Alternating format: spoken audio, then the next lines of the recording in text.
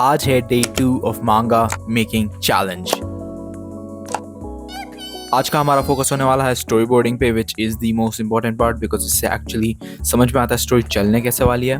तो मेरा दिन चालू होता है एक एप्पल के साथ और एक मॉर्निंग ड्राइव के साथ। फिर मेरे मॉर्निंग ड्राइव के बाद मुझे एक मेंटल क्लैरिटी मिल जाती है कि आज मैं स्टोरी राइटिंग में क्या करने वाला हूँ, कैसी स्टोरी जाने वाली है आगे। तो मैं घर पहुँच के अपनी स्टोरी रीड करता हूँ सो दैट मुझे पता चलेगा मैंने कल क्या किया है, और फिर मैं अपना स्टोरी बोर्डिंग का काम चालू कर देता हूँ कि एक पेज में क्या क्या इलस्ट्रेट करना है, क्या क्या होना चाहिए, कैरेक्टर क्या क्या बात करेंगे। और ये है मेरी 5 tips for story boarding. Show space. बहुत बार ऐसा होता है कि हम कैरेक्टर को बहुत ज़्यादा जूम कर देते हैं और फिर समझ में नहीं आता कि वो लोकेशन के रिस्पेक्ट टू कहाँ खड़ा है। लाइक तुम एक्सप्रेशंस और बॉडी लैंग्वेज पे इतना ज़्यादा फोकस कर रहे हो कि समझ में नहीं आ रहा कि वो खड़ा कहाँ है। जैसे क्लासरूम में है, फॉरेस्ट में है, तो थोड़ा लूज करो, उसको थोड़ा स्मॉल करो और बैकग्राउंड पे फोकस करो। Second, lower your horizon lines. तो होराइजन लाइन वो चीज़ होती है जो हमारे जो भी पर्सपेक्टिव लाइंस होते हैं वो सब उधर इमर्ज होते हैं, लाइक उधर जाके वो मीट होते हैं। तो वो बहुत बार ऊपर रहती है बिगिनर्स के ड्राइंग में, वो अगर हमने थोड़ी नीचे की तो इमेज ज़्यादा रियलिस्टिक लगने लगती है। थर्ड पॉइंट, ये है स्टोरी बोर्डिंग एक्सरसाइज। तो इसमें कोई तो वेल रिनाउंड एनिमे लो जैसे काउबॉय बीबॉप, जिसमें ग्रेट आर्ट डायरेक्शन है, ग्रेट शॉट कॉम्पोजिशन है। ये सब चीज़ मैंने इंटरनेट से ही सीखी है और एनिमे से सीखी है। तो आप वो देखते हो, आप एक सीन लो, जैसे जब स्पाइक एक दूसरे बंदे के साथ ब्रूम से फाइट करता है, वैसे सारे सीन्स लो और फिर उसका जो शॉट बाय शॉट जो कॉम्पोजिशन है उसको तुम ड्रॉ करो सिंपली। लाइक तुम्हें समझ में आएगा कि डायरेक्टर किस चीज़ों पे फोकस कर रहा है, तो तुम उसके माइंडसेट पे जा सकते हो और तुम भी वैसी ही चीज़ें ड्रॉ कर पाओगे।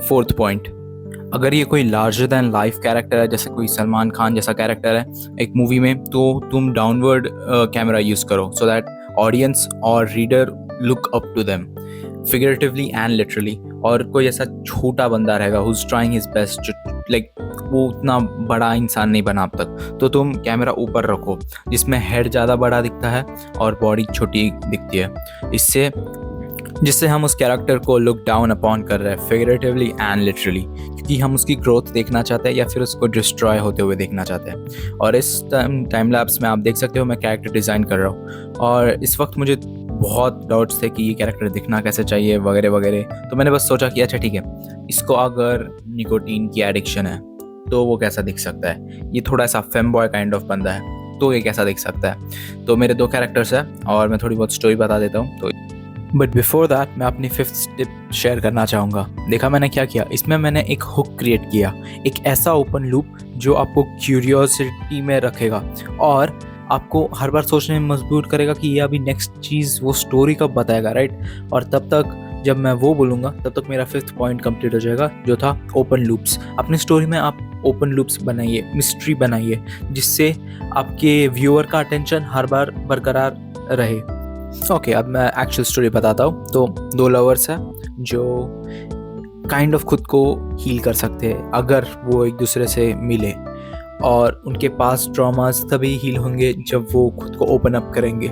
तो मैं अभी वही देख रहा हूँ कि इनके कॉन्सिक्वेंसेस क्या होंगे अगर इन्होंने ओपन अप नहीं किया एक दूसरे को, या फिर उनके बीच के जो वॉल्स है वो ये जो लड़का लड़की ने वॉल्स एक दूसरे के बीच में बना रखे हैं सोसाइटल, ये अगर उन्होंने तोड़ा तो वो कितने ज़्यादा इम्प्रूव हो सकते हैं। और देखो, जैसे अपना जो मेन कैरेक्टर है वो कॉलेज में बहुत बार फेल हो चुका है क्योंकि वो सुन नहीं सकता अच्छे से, और इसके लिए वो हर बार एक फास्ट लिखने वाली लड़की के साथ बैठता है। बट फिर वो प्रिविलेज से भी आता है, लाइक वो नेपोटिज्म वाला बंदा है, तो सब उसको हेट करते हैं। बट क्या वो रियली उतना हेट डिजर्व करता है? और अभी ये जो दूसरी लड़की है जो होप करती कि ये बंदा पास हो जाए वगैरह, अभी इस अपना मेन कैरेक्टर जो बंदा है, क्या वो एक्चुअल पास होगा? क्या उसमें वो होप जगेगी कि क्या मैं ऐसे पढ़ाई करूँ या वो करूँ? और ये एक टाइमलाइन है, आगे की टाइमलाइन में फ्यूचर में दिखाया कि क्या चालू है इनका और ये लड़की के साथ क्या होता है। तो बहुत बहुत कुछ लिखना बाकी है। तो अभी के लिए तो यही प्लॉट है, और मेरी बोनस टिप ऐसी रहेगी कि पूरा प्लॉट लिख लो और फिर 2 दिन के बाद उसको फिर से रिवाइज करो, 3 दिन के बाद उसको फिर से रिवाइज करो। तो ये जो रिविजन्स होता है ना, उसमें स्टोरी अच्छी बनती है। जैसे अभी भी मैंने बहुत सारे थंबनेल्स में ऐसी चीज़ें ऐड की है जो मेक सेंस ज़्यादा करती है, जिससे मैंने पहले इसमें नहीं ऐड की थी। तो तुम लिख लो, पूरी स्टोरी लिख लो, और मुझे तो ऐसा डर है कि मुझे लगता है ये 200 पेजेस की मैंगा बनने वाली है, तो मुझे पता भी नहीं है एक मंथ में कंप्लीट होगी कि नहीं, बट फिर मुझे इस स्टोरी को जस्टिस देना है, तो इसके लिए मुझे लगता है कि इससे और बहुत पेजेस निकल सकते हैं, इसके लिए मैं उसको एक्सपैंड कर रहा हूँ। ये मैंने जब पहले लिखा था तब नहीं हुआ था।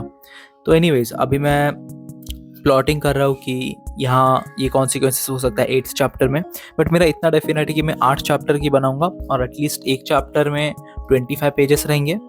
बाकी के जो पहले 3 हैं उसमें पहले वाले में 60 पेजेस है, बाकी में 25, थर्ड में 29 है। तो मुझे उतना पता है, बट मुझे लगता है 250 तक तो होंगे पेजेस। अभी मैं एक और टिप देता हूँ थंबनेलिंग की, मुझे लगता है 6 टिप्स होंगे, बट एनीवेज इसमें ऐसा मैंने बताया कि आप बहुत सारे चीज़ें मत लिखो, आप सिंपल ड्राइंग्स करो और फिर बताओ उसकी साइड में लिख कर कि ये क्या चालू है, क्योंकि आप जब सिंपल ड्राइंग करोगे तब आप एडिट ज़्यादा कर सकते हो बाद में, बट अगर आपने नहीं लिखा तो आपको खुद नहीं समझेगा आपने तब क्या ड्रॉ किया था अजीब सा। मेरे को तो डेफिनेटली नहीं समझता, और ये पूरा करते समय मुझे पूरा ऐसा दिन रात हो गया, और इसके बाद मैं कॉलेज को निकलने वाला हूँ, तो मुझे थोड़ा लेट हो गया कॉलेज को। आज मेरा एक डेंटिस्ट अपॉइंटमेंट भी था, तो अभी मैं इसके बाद वही करने वाला हूँ। मैं तुम्हें टाइम मैनेजमेंट टिप्स भी दे देता हूँ, क्योंकि मैंने बहुत चीज़ें बैलेंस की है एक साथ। तो मेरी टिप ये है कि आप एग्जैक्टली गेस करो कि आपको कितना टाइम लगेगा। जैसे मुझे पता है मेरे को 2 घंटे लगेंगे थंबनेलिंग के लिए, स्टोरी बोर्डिंग के लिए, तो मैंने उतना किया और कंप्लीट कर दिया। तो अभी मैं निकलता हूँ घर से बाहर। अभी ये मेरा डेंटिस्ट का अपॉइंटमेंट चालू हो गया, तो इसमें बहुत टाइम जाता है मेरा। तो फिर अभी मैं कॉलेज से अभी आया हूँ, ये सब पढ़ाई मैं कर रहा था कॉलेज में, आज क्या सिखाया वगैरह, और फिर से मैं काम में बैठ जाता हूँ। तो तुम्हें फोकस होना चाहिए पहले तो, कि तुम साइड में कुछ भी देख सकते हो, बट वो इंस्पिरेशनल होना चाहिए। तो अभी मैं देख रहा हूँ कि अलग मांगा कास कैसे कर रहा है स्टोरी को, प्लॉट वगैरह, और फिर मैं उसको लिख ले रहा हूँ कि अगर इस कैरेक्टर ने ये डायलॉग बोला तो बाकी के कैरेक्टर्स कैसे होंगे। ठीक है, तो मैं पहला चैप्टर का मैं सिनॉप्सिस से दे सकता हूँ कि अपनी मेन कैरेक्टर का काइंड ऑफ बताया कि मैं उस लड़की से तब मिला था जब मेरा लाइफ बहुत ख़राब था। ठीक है, और फिर उसकी पहले की लाइफ दिखाते हैं कि वो जब कॉलेज ईयर्स में था तब उसकी लाइफ कैसे थी, और उस लड़की ने लड़के को कैसे बचाया था तब। और अभी ये जो लड़की है वो अभी प्रिजन में है। जी हाँ, वो अभी जेल में है। तो वो क्यों जेल में गई और क्या उसकी क्राइम्स जस्टिफाइड थे उस लड़की के। तो फिर ये जो जेल वाला थिंग था, ये भी मुझे कॉलेज में लगा कि हाँ ऐसा वो इंट्रीगिंग होगा। तो थोड़ा टाइम दो आइडियाज़ को, एडिट करो, क्योंकि सबसे इम्पोर्टेंट है एडिटिंग फेस। तुम लिख लेते हो, पहला ड्राफ्ट ख़राब होने दो, दूसरा ड्राफ्ट जो रहता है उसको थोड़ा इम्प्रूव करो, तीसरा और इम्प्रूव, वैसा करो, ड्राफ्ट बाय ड्राफ्ट जाओ। ऐसा मत करो कि आज ही पूरी परफेक्ट स्टोरी लिख दूंगा। चलो अभी नेक्स्ट करते हैं। अभी मैं सोचता हूँ जिम जाने के लिए, बट नहीं जा पाता क्योंकि मुझे याद आता है कि नहीं मुझे चैप्टर भी ड्रॉ करना है। तो मैं बस नॉर्मल चोकोज और ये खा लेता हूँ ब्रेकफास्ट, जो मैं रात को कर रहा हूँ। ग्रेट। तो मैं बस ये हल्का फुल्का डिनर काइंड ऑफ कर लेता हूँ, और फिर मैं फिर से काम को लग जाता हूँ। अभी इसमें मैं जो थंबनेल्स मैंने अभी बनाया, तो ये मैंने कवर आर्ट बनाया कि इसका ऐसा बन सकता है कवर आर्ट कि एक बंदा वो लड़की को हक कर रहा है।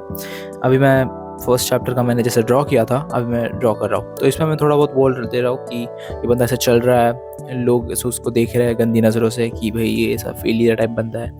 और फिर उसका इनर मोनोलॉग है कि if failure had a face, if burning bridges had a face, it would be mine। ऐसी डायलॉग बाजी कर रहा है ये यहाँ। और फिर वो बस आगे से चल रहा है कि मैं अपने से डार्क पीरियड में मिला था उसको।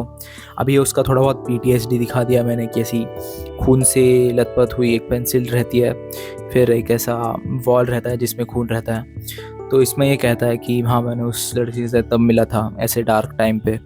और फिर अभी ये देखो, इसमें ना आप प्रोसेस में देख सकते हो कि मैं एक पेज को हाफ में डिवाइड कर रहा हूँ और उस पर ही ड्रॉ कर ले रहा हूँ। तो इसमें बहुत ज़्यादा स्पीड बढ़ जाती है, क्योंकि मेरे को एटलीस्ट एक दिन में 10 पेजेस ड्रॉ करने पड़ेंगे, लिटरली लाइक इंक सब। तो मेरे को जितनी हो सके उतनी स्पीड बढ़ानी पड़ेगी, क्योंकि मेरे पास बहुत कम टाइम है। तो अभी इसने बताया कि if there was a true monster, तो मैंने उस टाइम उस दिन देखा था, और ये बचपन की बात है जब ये फर्स्ट ग्रेड में था। तो उसने कुछ तो खून खराबा देखा था, ये उसको याद आ रहा है कि कुछ तो था, उसकी मेमोरीज उतनी साफ़ नहीं है। और एक और चीज़ है, मेमोरीज साफ़ मत रखना, क्योंकि वरना मिस्ट्री कैसे बनेगी, राइट।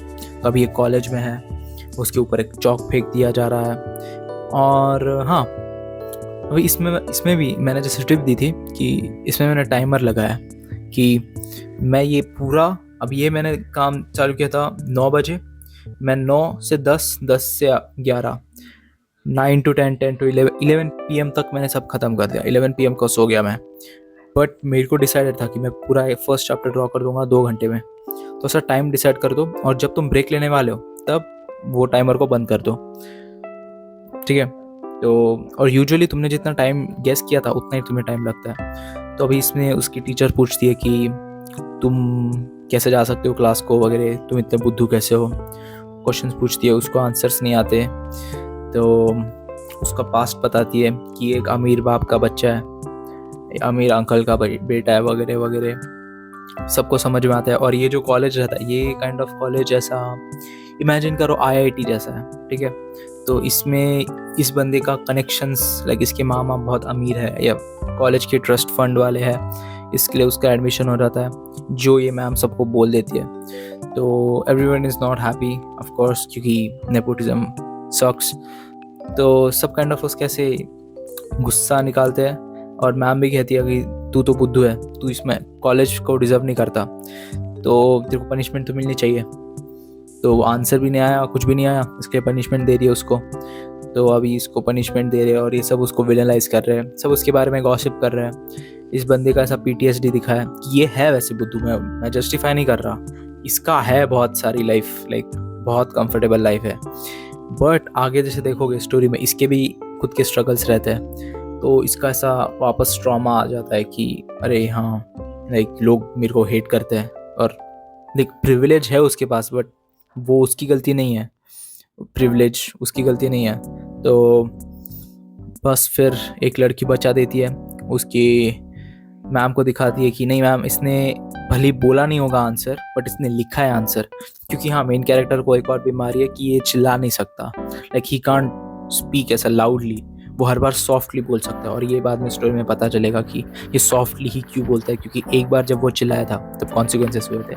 तो अभी ये मेरा हो गया है कंप्लीट, बहुत सारे पेजेस हैं as you can see. And फिर वो बंदा कहता है कि ऐसा पॉसिबल कैसे, मैंने कुछ लिखा नहीं क्योंकि मैंने पेन भी नहीं लाया। तो क्या इस लड़की ने मुझे लिटरली बचाया? तो हाँ, उस लड़की ने उसको बचाया। बट हाँ, उनका प्रोग्रेशन दिखाते हैं, उसको क्या गिव अप करना पड़ेगा वगैरह। तो या मेरे आज का काम पूरा हो गया, मैंने सारे 20 पेजेस ड्रॉ कर लिए हैं। मतलब मैंने थंबनेल से एक्चुअल पेज पे ड्रॉ कर लिया, बट कल मैं एक्चुअल प्रोफेशनली अच्छे से सुंदरता से ड्रॉ करने वाला हूँ। तो कल के व्लॉग में आपको दिखेगा कि ह्यूमन एनाटॉमी कैसे ड्रॉ करते हैं, क्लोथ्स कैसे ड्रॉ करते हैं। तो thank you for watching this vlog guys, और हम कल के व्लॉग में मिलते हैं। बाय। अगर आपने कल का व्लॉग नहीं देखा तो वो भी देख लीजिए, डे 1 का, और सब्सक्राइब करना, लाइक, शेयर। बाय।